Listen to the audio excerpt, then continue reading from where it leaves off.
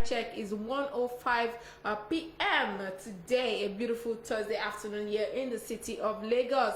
And it's time for the SME Focus this afternoon. I have here with me in the studio CEO SWITLY Food Factory, Beauty Onuoha. Hello. Where is my Thank you. I remember we had a chat with Beauty last week. Yes, last week. We had a chat over the phone concerning running an online food business. Yes. Some of the challenges, some bizarre. She shared with us some of her bizarre experience, but not to scare those that intend to go into that business, but to just show you that it's not always rosy. No, but then you can make the most out of it. So you're welcome, Absolutely. Beauty. Thank you so much. Thank you for having so me. we'll go straight into the interview. What made you go into the food business, particularly? You started selling online, right? Yes. What made you go into the food business? First of all, it's a very lucrative business. I'm not going to just say, first of all, passion. Yes, I am passionate about food. I love to cook. Like my sister would say, Beauty, make jollof rice for me. Ordinary jollof rice. I'm not saying go and do serene, because I know that anytime I'm cooking, I always want to just make it special, want to add something, Extra make it touch different. to it. Exactly. So I really, really love to cook, right? So yes, there's a passion. But then it's a very lucrative business. We're in Nigeria, people have to eat. In fact, every part of the world, people have to eat. Even if there is, God forbid, war, for example, people just have to eat. Of course. No matter the situation, we have to eat. So it's a very lucrative business and it's quite profitable. All Yes. right. Like you just said, even during the time of war, because I can remember watching one of, Gordon Ramsay. Yes. One of his shows, and one of the challenge was that contestants should prepare a menu that represents austerity or a time of war. So that tells you that even during those periods, Yes. people are still looking for ways to feed. eat, So yes. also, what are the challenges that you encountered when you just started, when you got into this business? What were the challenges that you encountered? First of all, my very first challenge was getting a space to actually do the work. Wow. Because I used to live with a relative who wasn't really impressed with the fact that I studied English at the University of Ibadan, and then I now decided to go into catering. Wow. So he wasn't just having it. So it was always a constant battle. So yes, number one, finding the space to do it. Then number two, finding customers, putting yourself out there, because catering is a very how do they say it? The market is saturated. It's a very saturated market. So how do you come out and stand out? How do people know you? So that was another battle. I'll always go on Instagram and see people doing what I'm doing. And I'm like, hey, this one has like 1,000 likes. This one has, there was that constant, marketing. So yes. And then staffing, getting the right people on your team. People, number one, with the fear of God. Very important. Wow. People. So finding people who would buy into your vision and who would commit to what you're doing, and then there's logistics, because since COVID, many caterers have had online. to move online. It was online, but because of COVID, we're now more aware of going into online fully, trying to do the online thing and selling online and using dispatch, and that now brings dispatch into one of the challenges. Delivering food, dispatch riders, some of them are amazing. I can't just say, they're all bad. I've had some really good experiences, but there's some days when, I don't know, village people just want to show up, and it's always a mess. Wow. I remember one time, I think I told you last week, I was with a customer's package, standing in front of a hotel and suites, and I was crying on the road, and people were looking at me. Why is this girl crying and holding food? What's going on? I could not just explain it, because dispatch riders had disappointed me. So there's that. There's that. So you talked about the challenge of acceptance, especially from family members. Yes. Have you been able to conquer that part? Yes. Funnily, this is my uncle. I hope he's not listening. I hope he's listening too. I went to see him recently, and he was asking me about my business.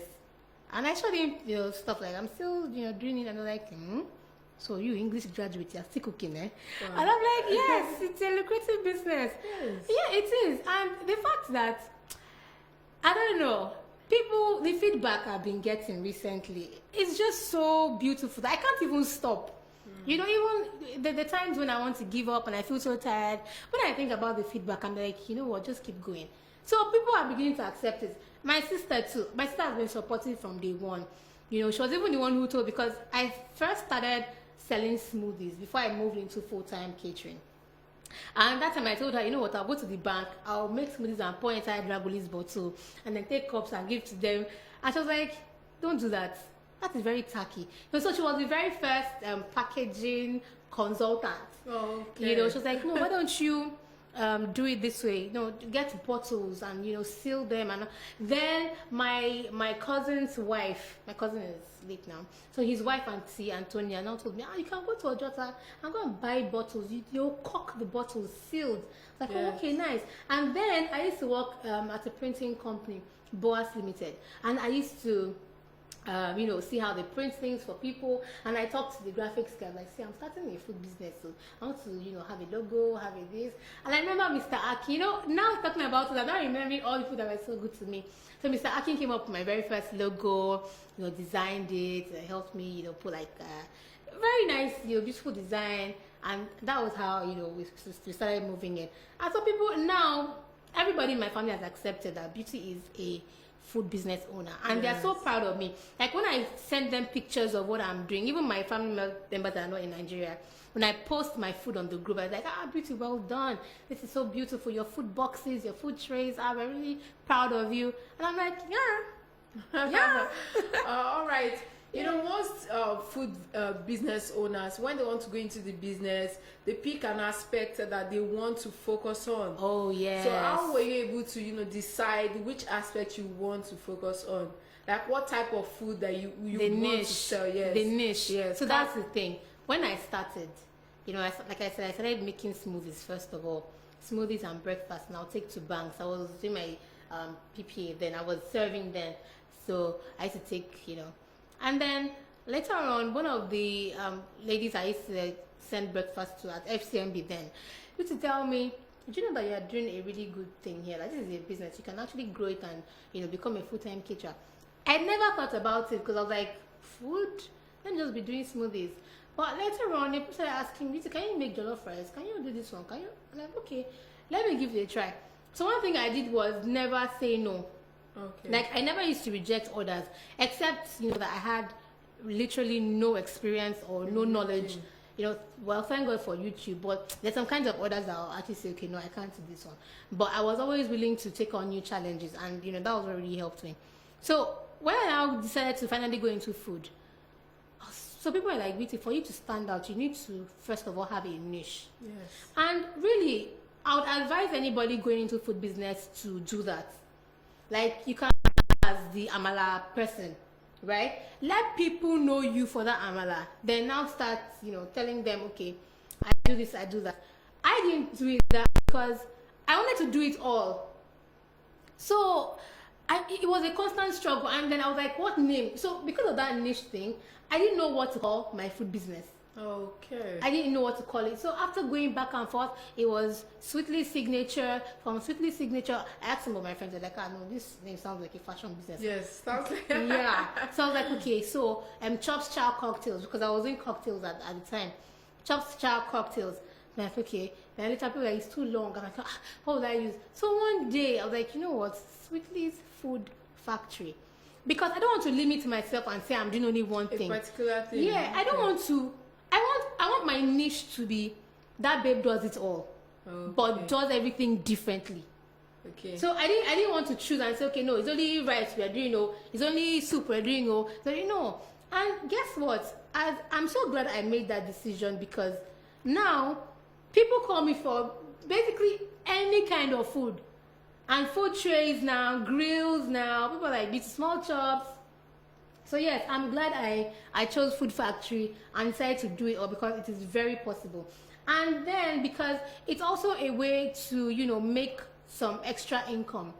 It's like diversifying in your own business.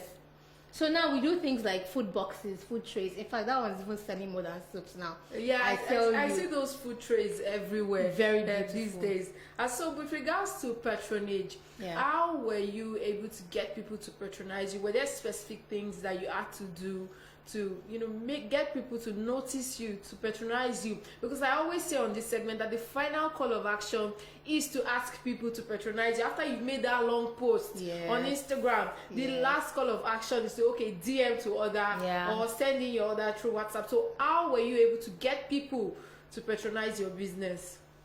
First of all, I was in lots of freebies. As in, when it comes to freebies, man, I have paid my dues. Nobody can come and tell me anything. I gave out a lot of free things, discounts upon discounts. In fact, it was looking like I was not making any profit, but I wanted people to taste first and see that it was really good. So it was mainly discounts, not like giveaways. Some were actually free. Okay. Yeah, some were actually free. And then some really ridiculous discounts, like, you know. So I had to do those things so that people would know me and they want to buy. Because, like I said last week, you know, there's something called KLT, know, like, and trust. They have to know you, they have to like you, they have to trust you before they buy. So I had to use, you know, my freebies and, you know, discounts and, you know, just to get people to buy from me. And then when they now buy, they taste it, they see that it's good. They're now willing to pay. So if I tell them, this thing that you ate today, it's actually 25,000 naira, they'll be willing to pay because they've seen that it is good, it's good quality.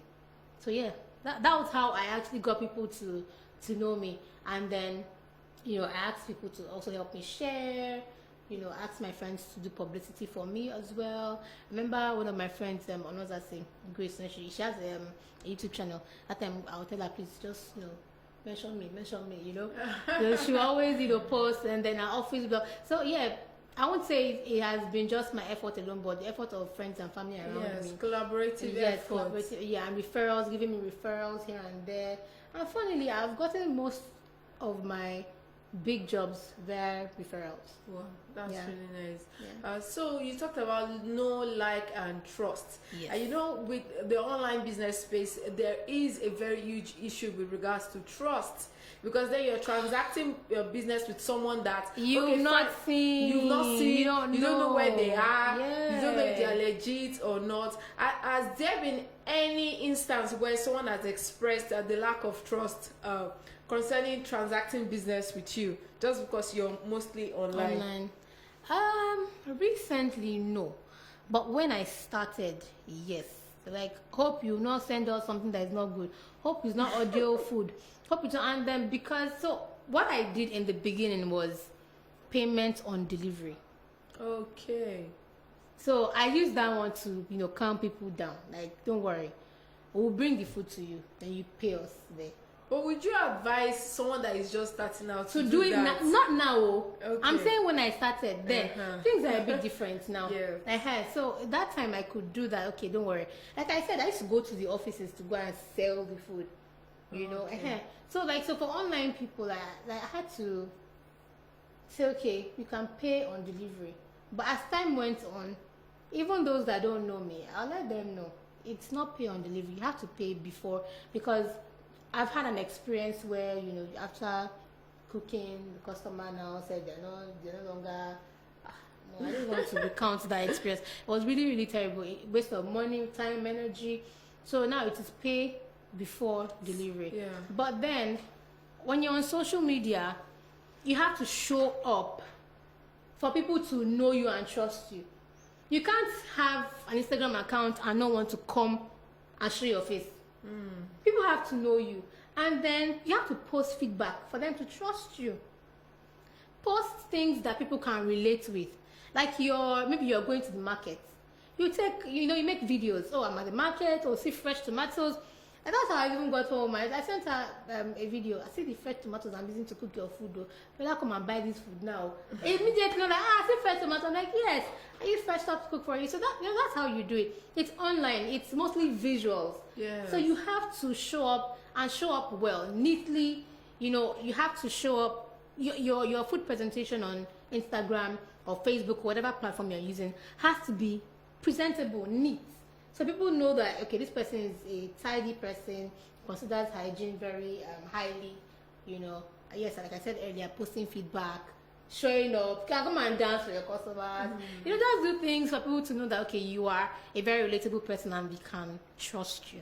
All right, thank you very much. It's still the SME Focus this afternoon, and I have here with me in the studio CEO SWITLY Food Factory, Beauty Onuoha, for a quick musical break, and we will be back.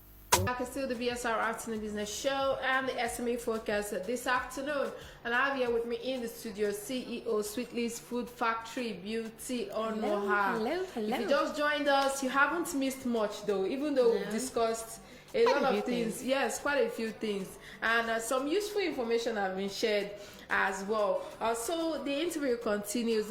You know, you run an online food business for the most part, right? Yes. Even though you do outdoor catering and all that, but mostly online. How do you leverage or use online tools to promote your business, to promote your brand? How have you used it since you started to promote your brand?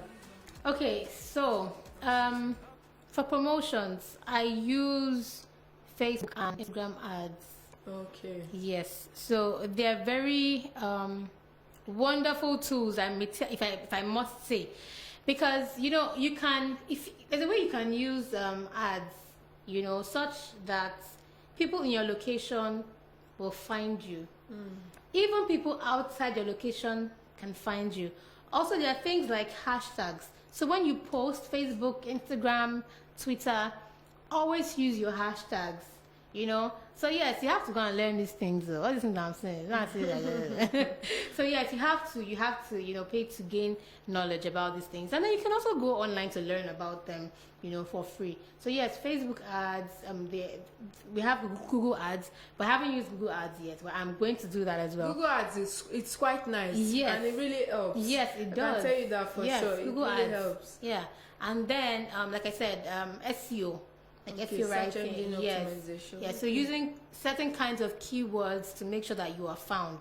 And then if you have a website, I don't have a website yet, but if you have the means, if you can, please get a website. It really helps, you know, when you link your website to Google, and then when they search for, like I said, SEO. So when you use some kinds of keywords, you know, and anybody who is searching for any of those things that have those keywords, you'll be found, right? So there's that as well. Yeah. Something I wanted to mention, but I don't remember it again. But if I remember, I'll mention it. All right. With regards to aesthetics, that's one of the major things that I always talk about when it comes to running your business online. Like there's a food vendor I know that she sells only breakfasts. Okay. And when you look at her feed, you look at her aesthetic, look at her timeline, it is quite pleasing. She has this bohemian touch. Yes, from the dishes, the plates, everything that she uses. Do you pay attention to aesthetics? Because I also looked at your page, I saw that most of the pictures were strategically, you know, taken. Yes, that's the way you take them. So how does that really help? So social media is a very visual thing, you know. People eat with their eyes first, like for food businesses now. People eat with their eyes before they actually taste the food. Okay. You cannot, you know, cook and then take a picture and then there's oil all over the food, the bowl, the background is tacky, it's messy. No, you have to take your time. So if I'm cooking and maybe I'm running out of time, I'd rather not take shots. I'll just leave it. Then, because I have to take my time. Like they know me at home. When we are done cooking, I'm like, please hold on. You do still have time? Okay, yes, there's time. I will take my time. I have props. I have different kinds of props that I used to take pictures. I didn't think it was a thing. I didn't know how important it was until I changed my phone, and then I learned more about photography, food photography. And then I took one nice shot with my new phone. I posted it. That order, that picture got me like how many orders? And I was like, wait though. I've been posting. People have been seeing it. But all of a sudden, this new picture, with this new phone, with this new application of knowledge about editing pictures, got me inquiries, sales. I'm like, okay, yes, this is it. Because people want to know that, okay, this thing I'm looking at is going to, even if your food is sweet, if it doesn't look sweet, nobody is going to buy. So it's really, really important. You can say, oh, my food is very tasty, but we don't know it is tasty. It's how we see it. So that's the way human beings are. Even aside food stuff, like normally when you see a person, is how you address that you will be addressed. You cannot blame people and say, oh, they are being materialistic. That is the way human beings are made, are wired, and are natured. So yeah, you have to pay attention to it. Don't make your page tacky. Make it beautiful as much as you can. If you cannot do it, learn it. If you cannot learn it, if you don't have the time, pay somebody to help you. All right. Yeah. For those of you listening to us, or if you're watching or streaming our shows live on Facebook, you can send in your questions for our guest here in the studio. Our WhatsApp line is 08097910074. Also, you can send in your question on Facebook as well. I would like to hear from you. Also, Beauty, I would like to ask you, did you pay any special fee to learn some of these things? Oh, yes, I did. I did though. So yeah, we have coaches on Instagram who, dish out free content, who, just teach people for free. Yeah, you take that knowledge and implement. But see, there's something about, taking it a step further and paying, investing in yourself. Yeah, so I had to take a course on social media marketing, digital marketing. I learned about advertising. I took Trisha Biz's MSc, that's Marketing and Sales Club. I did it for a month, and then there's personal branding with Karika. I've taken, one or two courses. You have to invest in yourself. You have to, gain knowledge and implement. Yes, implementation. Because if you pay for all these things and you don't implement, you've wasted your time. All right, I would like to ask you questions concerning pricing, because that's where a lot of small business owners, most times they don't get it right. Yeah. You buy at a different rate, but because you're trying to compete with someone else, you want to sell at the rate with which they are selling. But then you guys are not buying from the same manufacturer or producer or whoever. Exactly. So how do you come up with pricing for the different products that you have on your menu? Okay, so I am very careful with my food costing, careful and thorough. I don't just cost anyhow. Before, I will cook and send food and then see that I've made little or nothing. This kept going on for a long time, and I will cry to my sister. In fact, my sister got tired at some point. She was like, Beauty, if anybody calls you for a job and you're gonna give them any kind of price and you come and cry to me, you are on your own. I'm like, please. I said, if anybody calls you for, cost this thing very well. So I didn't really know how to cost, but thankfully, there's this woman on Instagram, Professor of Food. She helps food business owners. Okay. Yeah. So she wrote a book about food costing. So I bought that book and I sat down with it and I chewed that book, and I saw that, man, Beauty, you have been doing charity. Like, because I was wondering, you see, catering is a very laborious, work. It's not an easy one because there's a lot that goes into cooking. From the physical stress of going to the market, coming back to actually cook and package, there's the mental stress, there's, the emotional stress. So your profit has to be what will make it worthwhile. Because after standing for hours, you don't want to come and say that you've made only 500 naira. You can't even buy yourself pizza, like my friend would say.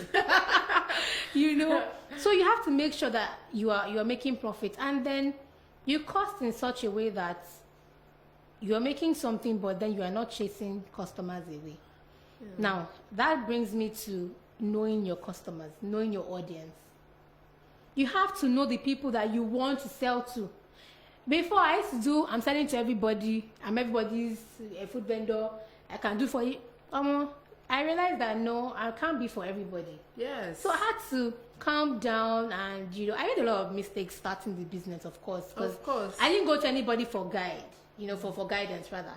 So, but growing, I now started to meet people who helped me. So yeah, I had to sit down and define my audience and know, okay, what my audience is likely to afford. And then also check the competition, because you have to check that as well. And then make sure that you're not, going overboard. Okay. So when costing, you have to be very thorough. Every single thing that you spend. And then, for like if you're starting your own food business, please hear this. Don't go and overdo. Don't say, I want my own food to taste a certain way, that you will not be buying unnecessary ingredients. Because I used to do that. I'm like, Sweetlies, they must know that Sweetlies is different. So I'll just be buying a lot of cereal, and I'll just not making any profit. So you have to find ways to use the simplest things, the simplest ingredients, and then for your packaging, don't go overboard with packaging. Fine, packaging is very important, because what you want people to be able to take pictures of your stuff and post on social media. Yes. If your stuff is not looking nice, nobody ain't gonna tag you, sister, brother. So you have to make sure that it is really nice, nicely packaged. But at the same time, don't go and do packaging that maybe your food is, let's say, 1,000 naira. Your packaging is like 500. Do not do that. Look for ways. I use paper bags to, funnily, I make my paper bags myself. Interesting. I went to meet a paper people, something, and I told them I like to make paper bags. And I asked them how much. I'm like, okay. So because I knew that I had not, been doing a lot of single orders, I do mostly bulk. And when I'm doing bulk, I don't need paper bags for bulk orders like that. So since single orders don't come so often, I'm like, okay. So anytime I have single orders, I can make my paper bags myself. So I make them myself. So you just have to find ways to cut costs. And I don't do it well. So when I'm free, I sit down and then I make those paper bags.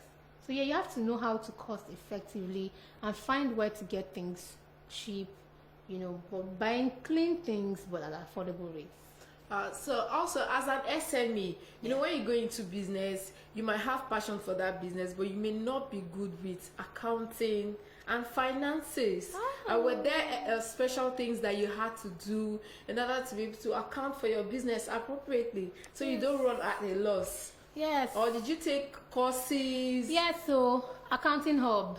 Oh my God, there's this lady on Instagram account. I know I'm doing a lot of free advert for these people, but because they really helped me.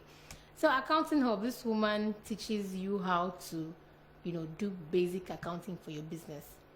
It's very easy to just buy stuff and come back and start cooking, and then you say you've forgotten to, do. And see, even if it's paper, your phone, there are apps on your phone to help you, record everything that you've spent. So you have to really sit down. I know it's not easy, especially when you're the only one doing everything. So if you have the means, please get an accountant to help you with your books. It's very, very important. Otherwise, you don't know how much your business is making. And you might be thinking that your business is not making any money, but because you are not doing proper bookkeeping, you will not know that your business is actually making money. So it's very important. Anybody, if you're starting any business, any kind of business, please, if you cannot employ or hire the services of an accountant, please, there are apps you can use to do basic bookkeeping. Debits and credits, income, expenditure, very simple things. Make sure you always do it. Like I'll tell my brother when I come back from the market, please, I'll just take paper and buy it. Please, all these things I just bought, help me write them out, and the prices. Will just help me keep it somewhere so that when I have time, I go back and then do it in a proper sheet. Yeah.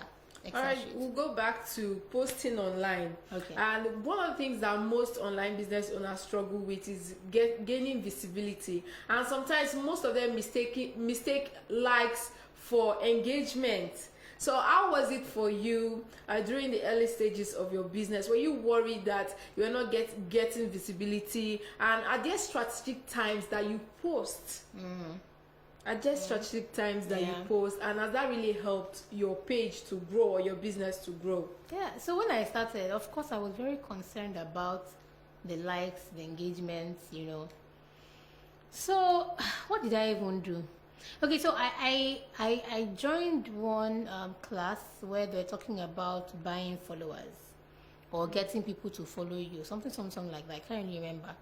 I did that. It worked. I got tons of followers. But guess what? These followers were not the ones that would convert.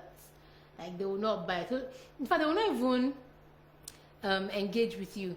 So the mentality then, I think this mentality still exists till now, is that when you open someone's Instagram page and you see a certain number of followers, something 1,000 followers, it's like credibility. People feel, okay, this person has a lot of followers, this person must be credible. But I've realized that it's a blatant lie. It's a lie, because there's a lot of scam that happen online, and most of them, they disguise as the owner of the real page. Yes. Then they use the normal followers that they have to swindle people. I tell you. So it was a very big concern for me. Like, I need to have lots of followers so people know that because that's how we are. I don't even know. That's really how we are, honestly. You go to a page, the person is selling clothes. You want to buy clothes from this page. You see 200 followers. You're like, I don't know. You go to another page. You see 30,000 followers. You see 1,000 posts. You're like, hey, let me buy from here. And that person, like, it even happened to me recently. So I wanted to buy clothing. And I went on this page and I saw that the lady had only like 500 or something followers. And just a few posts. I was like, And I went to the one that had 30,000 followers. Guess what? Till today, that lady has not sent me the things that I paid for. Can you imagine? Till today, this babe has like 30,000 followers. Till she hasn't paid me to. So I was very concerned about that. Like, people finding me credible enough to buy from me. So I decided to do that whole follower thing. But last time it did not work. It didn't work. Because you see underscore somebody in India or Pakistan or one country that you don't even need. So I had to calm down and learn to grow it organically. Like, post, let me just be consistent. See, you will get tired of posting, especially when you post and you see only 2 likes. My dear, just go. Keep posting. People might not like it, but they're seeing it. That's what I've learned. People who have bought from me on Instagram are mostly people who have never commented, liked, shared, nothing. They just come on your page, look at what you've posted, and send you a DM. I say that a lot on this segment. Most times, the focus should be on engagement. Yes. The people that save your posts. Exactly. The people that save your posts. And the people that, some of them will not even comment. They will just even like and just go. And the focus should be on profile visits as well. Yes. Some people who come to your profile. That's why I always reiterate the importance of making sure that your profile is correctly done. Yes. You put a lot of information there as well. All right, so there's been a great chat with Beauty, but that's not the end. We still have more, and I'll still ask you more questions concerning some of your most bizarre experience. What has been the most bizarre experience you've had with a customer concerning their order? Okay. Let me answer that now. Yeah. Okay. All right. So, I will never forget one job that I flopped. I went to this company. It's a big company, big oil company. My friend got me the gig, So I sent smoothies to them. They liked it. Sent small chops to them. They liked it. Sent, they just kept liking. So there was one day that now called me. Okay, so they had changed the person in charge of food. But somehow this new person found my flyer on their board and called me to send something. Like, okay, no problem, ma. And I didn't really know what that thing was. I didn't even check YouTube. I didn't even ask anybody. But I just, had the idea, okay, this is what they want. They wanted sandwiches with chicken wings. I went home, made this chicken wings and sandwiches. Sandwiches were very nice too. Chicken was quite tasty. But I went to pepper the chicken wings, like really sauce it, like the sauce was dripping from chicken. And then I put both sandwich and heavily sauced chicken wings in the same pack. What do you think would happen? The bread was soaked in oil. Wow. Oh my god. I don't know.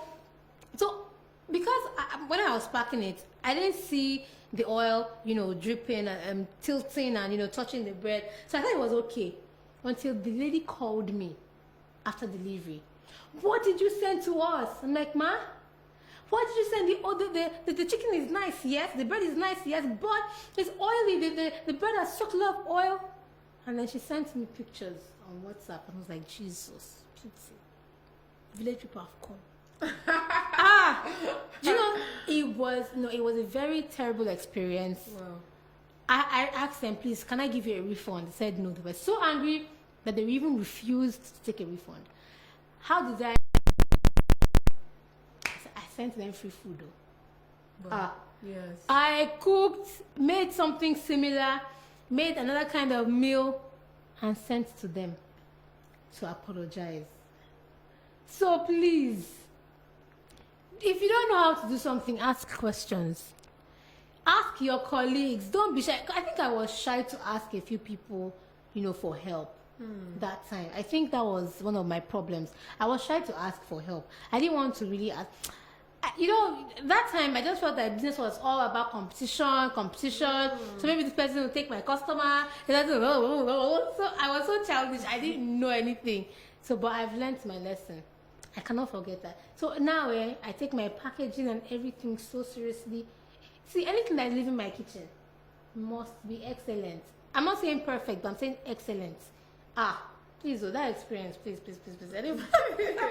Oh my God. Also, with regards to, you're mostly online. Yeah. How do you manage maybe like disparaging comments from some people that maybe come to your DM? Does it really affect you? Because I see a lot of online business, owners, they complain about some people that come to live this. But how do you deal with it? Because sometimes it affects you emotionally, even if you don't say it. How do you deal with it? Funnily, I haven't really had that experience. People coming to my page to say anything fun. Maybe because I'm not very popular yet, so maybe I'm not really known. Yeah, because it's when you are now maybe there, like people are now really into your business that they now want to start points and your Gary. So I don't know, I'm just saying, but I've not really had that kind of experience. The only one close to was when I had an issue with a vendor who I wanted to buy a gadget from, who kind of messed up, and then my friend carried him on social media and it just got really messy. And so my friends went on his own page to comment, scam, and then his own friends came on my own page. Till today, those comments are still on my page. I did not delete them. Okay. I just ignored them because I knew I was right about the situation. And I knew that this person was not calling me scam because she had that kind of experience, but because it was just influential, trying to cover her own friends. So I just ignored. So yeah, that's the only. I've never really had people come into my comment section to say anything funny. No, I haven't. All right. Most times, food vendors feel like they need to switch up the menu once in a while. Absolutely. Is it very important that you switch up your menu? Yes. Oh yes. So there are staples like jollof rice. Okay. Jollof rice will always be a staple. Afang soup, medikai corn. These are staples. But there are times when people just want to flex. So what will you give them to use to flex? You have to switch up your menu. You have to bring new stuff. And the thing is, fine, they'll say, we don't have a lot of kinds of foods in Nigeria. We just have one type of food. Our food is just going around. See, you can make amazing things from the simplest things in your kitchen. So yes, it's very important to always switch up your menu. So that was why I started doing things like combo platters, where you have like grilled fish with shawarma, with small chops, with peppered turkey, all those things all together in one platter. And I brought seafood fried rice, which is really nice, by the way. Seafood jollof rice, seafood pasta. What other thing? I have a signature cinnamon stew, which you should try. Using cinnamon to actually mix stew. It's really nice. Really? Yeah. So you just have to, aside making you stand out, it also makes you on your, it keeps you on your toes and makes you more creative. And when you create something new, you feel good about yourself. it's just, it has a way of just, you know, coming back to you and making you feel good about yourself. And your customers also see you as, oh, this girl is actually trying, or she wants us to, you know, try new things. She's always giving us new stuff. So yes, it's very important to switch up your menu. All right, as an SME, most people struggle with, you know, creating boundaries, drawing the line between doing business with friends and family. So how do you make sure that they respect your business and they pay for it? Even when sometimes friends and family can be quite funny sometimes. Yeah. So how do you ensure that you stay on course and you let them know that this is a business, a serious business, so you have to pay for it? Are there strategic ways that you do this? My answer will be personal branding. See, you have to put yourself in a way that people understand that what you're doing is serious. Yes.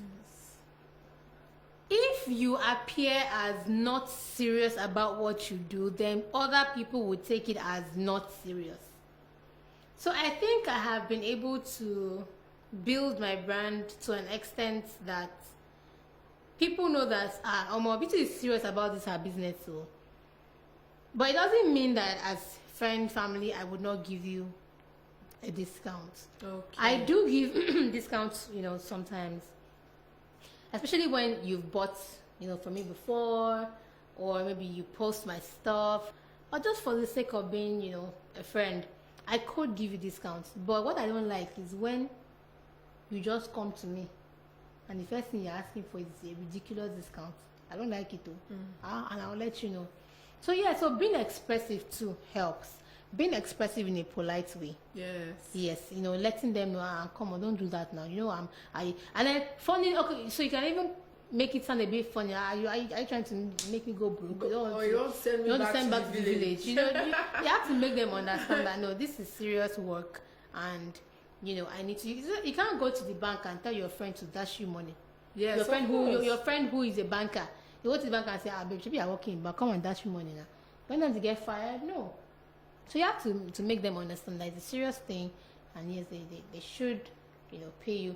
And then you also, on the other hand, have to deliver excellence. Don't say because, oh, they're my friends or my family members, you now package. When my sister orders food from me, or you just cook something that is not ready, but you say exactly, eat it with love. Exactly. I don't do that. I don't do that though. So even when my sister, because my sister buys food from me, so even when my sister buys food from me, I will package it and put my sticker, wrap it, put in a bag, the same way I would sell to a customer. The same way, as long as you paid for it, I'm going to give you the same treatment. There's nothing, because you don't get the person that is eating the food, right? So you have to always make sure you are showing up. Let them know that you are going to give them value.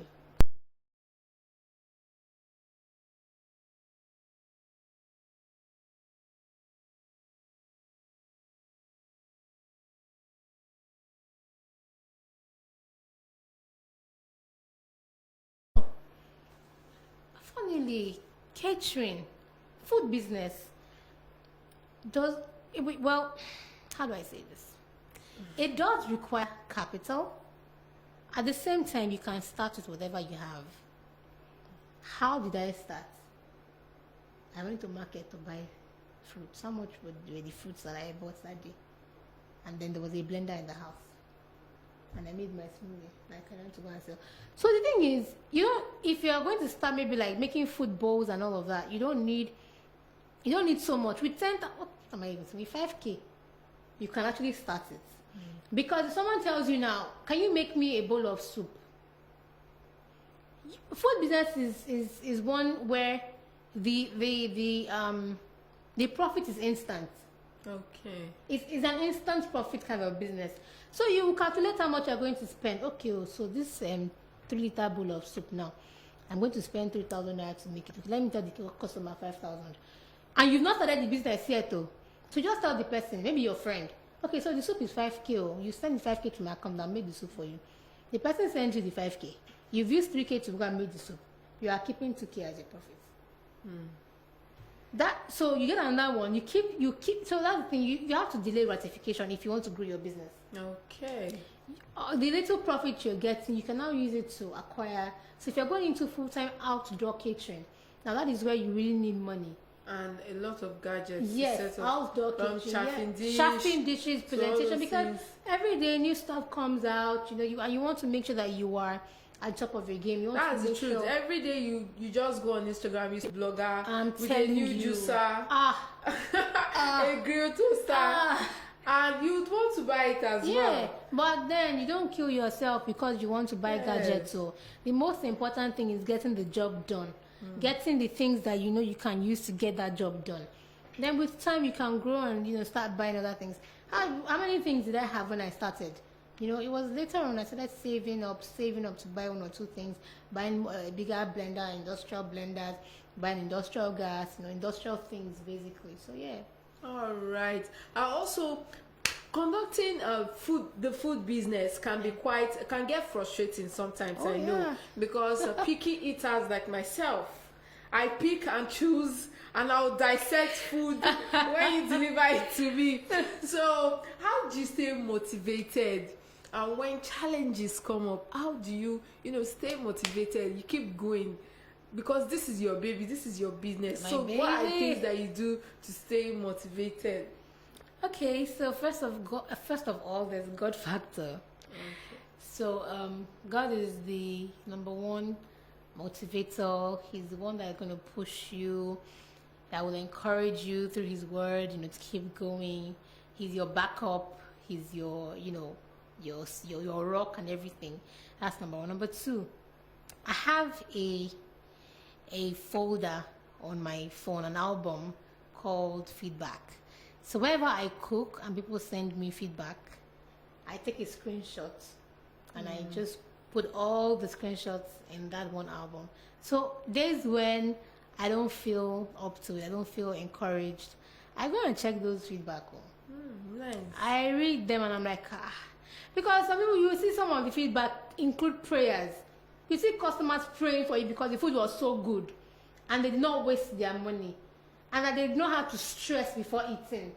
So when you think about that, I'm actually helping people out there, aside making some money, I'm actually making an impact, helping people, because not everybody has the time to go and to enter the market and all the gun body and everything and still come home and start cooking and attending to family and all that.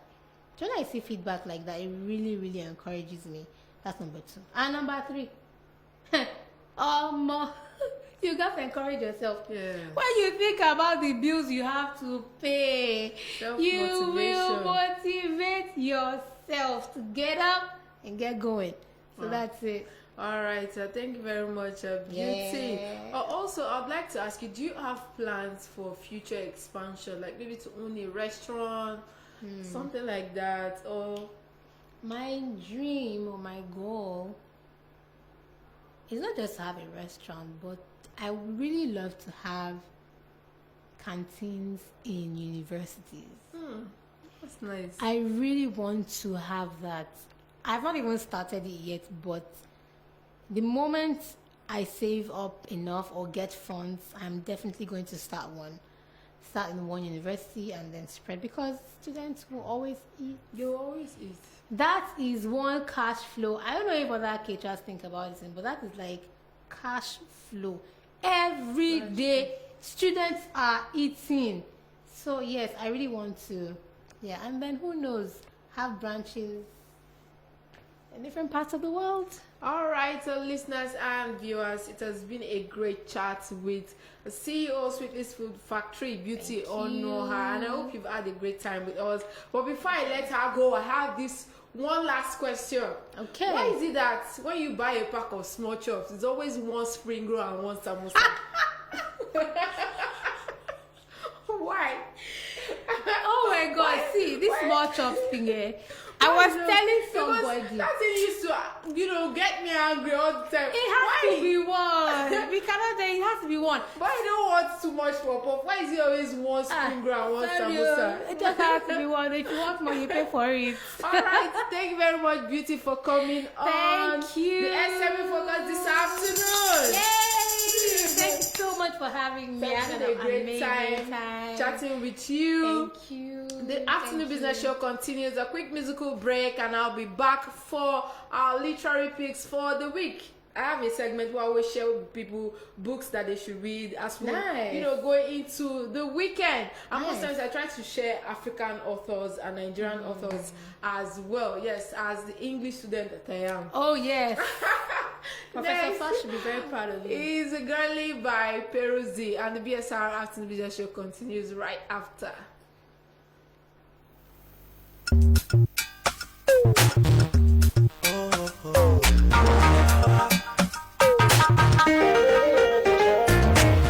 Girlie don't hide, girlie won't talk. She throw feelings, I catch myself. Girlie